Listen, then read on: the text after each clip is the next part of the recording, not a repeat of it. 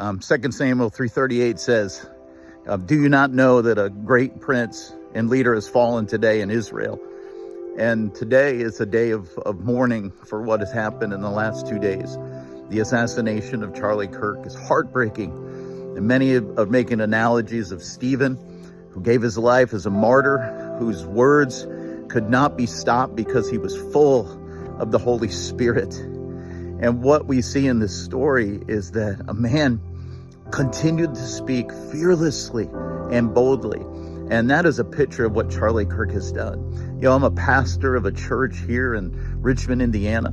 You know, TPUSA, we've been connected with them for over the last 5 years. They have actually supported me as a pastor financially to help go to conferences and do things that maybe I wouldn't be able to do otherwise. And it's opposite. I mean, the church should have been supporting TPUSA, but instead TPUSA is saying, listen, we'll take care of pastors. We want them to be knowledgeable and know how to stand up and speak truth to the congregants. And I just want to applaud the life of Charlie Kirk as a pastor today. And I want to encourage you, if you are grieving over what has taken place, as I am, and so many of our nation at the assassination of Charlie Kirk, because he spoke out boldly, that people could not handle his words.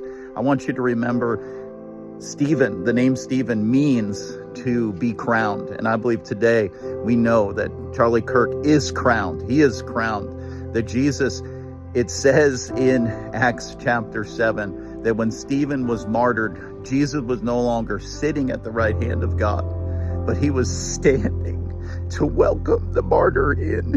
And I believe that Charlie Kirk, that Jesus stood to welcome Charlie into the kingdom.